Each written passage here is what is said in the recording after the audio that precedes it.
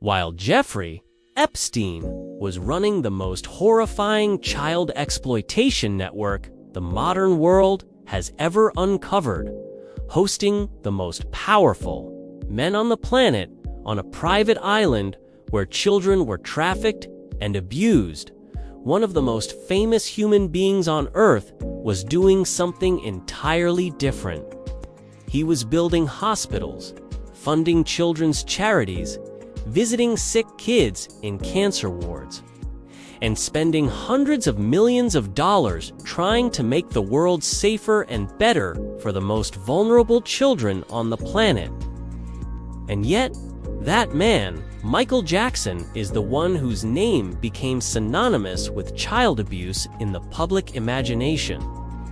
While the names in Epstein's actual flight logs, the actual court documents, and the actual testimony of actual victims have faced a fraction of the scrutiny that Michael Jackson faced.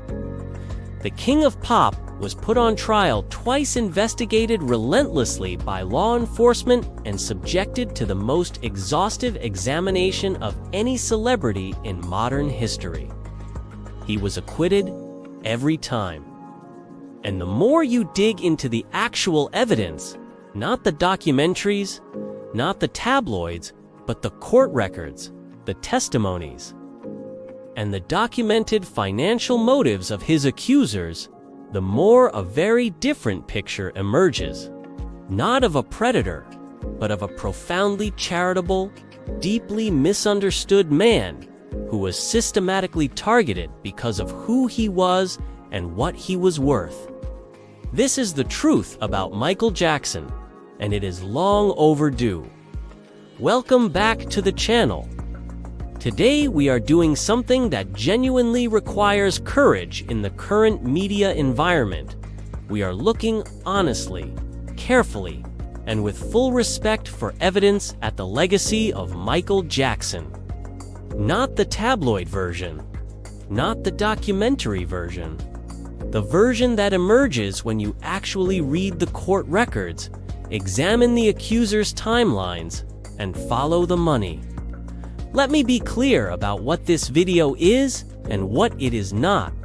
This video is not a blind defense of Michael Jackson that dismisses every concern without examination. It is an honest look at what the documented evidence actually shows, and a direct contrast between the man Michael Jackson actually was and the image that was constructed around him by people who had enormous financial reasons to destroy him. To understand Michael Jackson fully, you also have to understand the world he existed in. The late 1990s and early 2000s, the period when the most serious accusations against him emerged, was also the period when Jeffrey Epstein's network was operating at full capacity.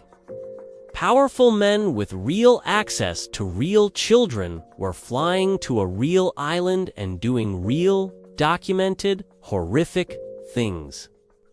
And the world barely noticed because the media was too busy destroying Michael Jackson. The contrast between those two realities is not a footnote. It is the central moral failure of that era's media and justice system, and it deserves to be stated plainly. Main topic: who Michael Jackson actually was, the documented record before we get into the accusations and the evidence. It is essential to establish who Michael Jackson actually was as a human being, because the tabloid version has so thoroughly colonized public perception that many people have forgotten. Michael Jackson was, by any measurable standard, one of the most charitable entertainers in the history of the music industry.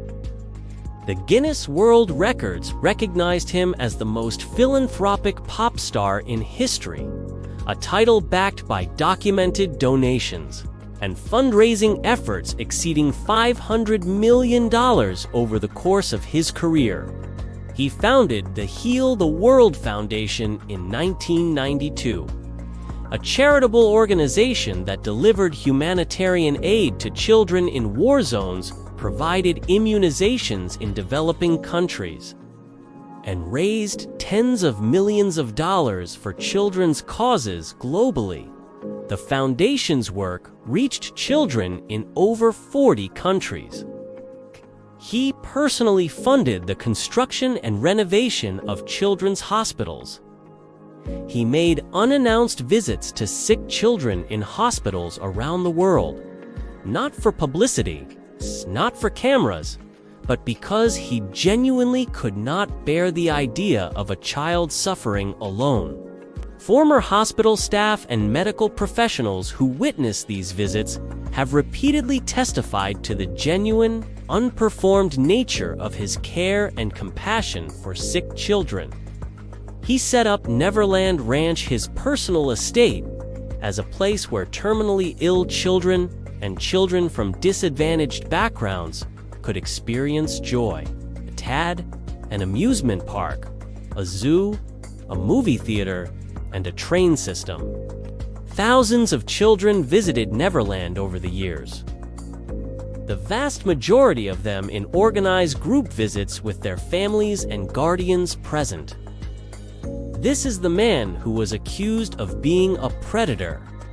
And to evaluate those accusations honestly, you have to hold both realities in your head at the same time: the documented, verified record of extraordinary generosity toward children, and the accusations that emerged from specific individuals with specific financial histories. The 1993 accusation, following the money, the first major accusation against Michael Jackson, came in 1993 from a 13-year-old named Jordan Chandler. The case became one of the most heavily covered media stories of that decade. What is far less covered is the documented financial context in which the accusation emerged. Jordan Chandler's father, Evan Chandler, is a dentist with documented financial difficulties and a contentious relationship with Michael Jackson that had developed over months of close contact. Before the accusation became public, Evan Chandler was recorded without his knowledge, having a conversation with a family friend in which he laid out, in explicit detail, a plan to make accusations against Jackson that would destroy him professionally. He stated clearly that he had discussed the plan with a lawyer and that he expected a financial settlement. This recording was real. It was used in legal proceedings. It's not disputed. Evan Chandler said on tape that he intended to make accusations against Michael Jackson as part of a strategy to extract money. The civil lawsuit that followed resulted in a settlement widely reported at approximately $23 million. Michael Jackson and his legal team have repeatedly stated, and legal analysts have confirmed, that the settlement was made on the advice of counsel to avoid a prolonged civil trial that would interfere with an ongoing criminal investigation. It was not an admission of guilt. Settlements of civil cases without admission of liability are extraordinarily common, particularly for public figures facing cases with enormous media exposure. Critically, the criminal investigation that ran parallel to and after the civil settlement found insufficient evidence to charge Michael Jackson. The Los Angeles District Attorney, despite enormous pressure and an exhaustive investigation, did not bring charges. Jordan Chandler never testified in a criminal proceeding against Jackson. And years after Jackson's death, Jordan Chandler reportedly expressed to people close to him that the accusations had been driven by his father's agenda. The 2003 documentary and the 2005 trial, The Full Picture. The second major accusation came in the wake of Martin Bashir's 2003 documentary, Living with Michael Jackson, a film that used months of intimate access to Jackson and edited it in ways that Jackson's own team immediately and publicly contested as deliberately misleading. Was Michael Jackson a monster or the victim of one of the biggest smear campaigns in history? 20 years after he was acquitted of all charges, the debate still rages. But how many of us actually know the details of the case? Okay, let's go beyond the headlines and examine the evidence, the inconsistencies, and the powerful forces at play that shape the narrative we all think we know. This isn't just about one man. It's about our justice system, the media, and how easily public opinion can be manipulated. The story really begins in 1993 with the first public allegation. The media frenzy was immediate and relentless. Jackson, who had always maintained a childlike persona, was suddenly portrayed as a predator. The case was ultimately settled out of court. Jackson's team said it was to make the nightmare go away and continue his world tour. His critics said it was an admission of guilt. But here's a crucial point. A civil settlement isn't a criminal conviction. It doesn't require proof beyond a reasonable doubt. This settlement would hang over his head for the rest of his life, setting the stage for what was to come. Fast forward to 2003, a new set of allegations emerged, leading to the infamous trial of the century. This time, Michael Jackson decided to fight. He put his freedom, his career, and his entire legacy on the line. The prosecution, led by District Attorney Tom Sneddon, who had pursued Jackson for a decade, built their case around the testimony of a young boy and his family. The media went into overdrive, broadcasting every salacious detail, often presenting allegations as facts. The world watched, and most of it had already made up its mind. But inside the courtroom, a very different story was unfolding. The defense, led by Thomas Mazzoro, began to dismantle the prosecution's case, piece by piece. They argued that the accuser's family had a history of making false claims and seeking financial gain. They presented evidence suggesting the mother had coached her children on what to say. Witness after witness for the prosecution had their credibility crumble under cross-examination. One key piece of evidence was a tape recording where the mother of the accuser seemingly discussed extorting money. It painted a picture not of a victimized family, but of a calculated shakedown. The jury listened intently, day after day, weighing the evidence presented, not the media hype. After a grueling 5-month trial, the jury reached its verdict: not guilty on all 14 counts. The jury foreman later said the prosecution's case was flimsy and that the accusers were not credible. Case stated there was no evidence. It was a stunning legal victory for Jackson, but the damage was already done. The court of public opinion had convicted him long before the trial even began. Despite being legally exonerated, the cloud of suspicion never fully lifted. The label, once applied, was almost impossible to remove. For millions, he was acquitted, but not innocent. So why does the narrative of guilt persist so strongly? A big part of it is the 2019 documentary Leaving Neverland, which featured two men who had previously defended Jackson, claiming he had abused them for years. The film was powerful, emotional, and for many, it was the final nail in the coffin. But it's important to view it critically. The documentary presented only one side of the story.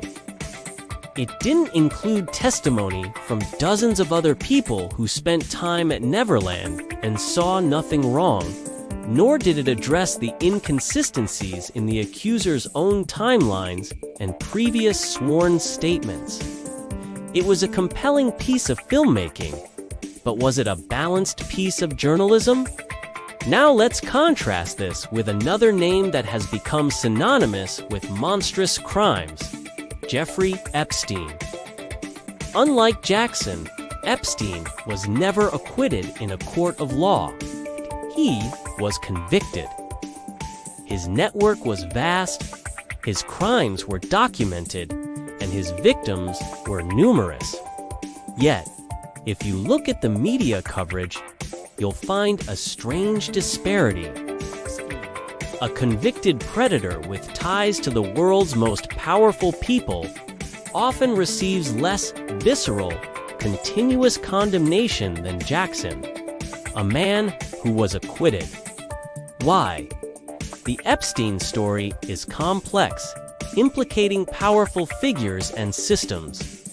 The Jackson story is simpler, more sensational. It's the tale of a strange, reclusive celebrity and easy target.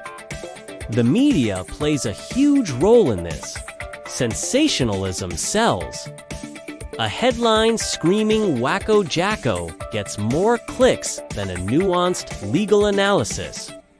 The narrative of Jackson as a predator was built over decades, fueled by suggestive reporting and a public fascination with his eccentricities. Once that narrative is set, it's incredibly difficult to change, even with a not guilty verdict. We, as consumers of media, tend to remember the accusation more than the acquittal. We remember the shocking headline, not the boring legal facts that disprove it. So, what are we left with? A man acquitted by a jury of his peers but convicted in the court of public opinion. We have a legal system that found him not guilty, and a media ecosystem that continues to imply he was. The Michael Jackson case forces us to ask uncomfortable questions. Do we trust our justice system? How much should we be influenced by media narratives, especially when they are so focused on sensationalism? It's easy to follow the crowd and accept the popular story. It's much harder to dig into the facts, to look at the evidence, and to question what we're told. The truth is rarely as simple as the headlines make it seem. Thank you for watching.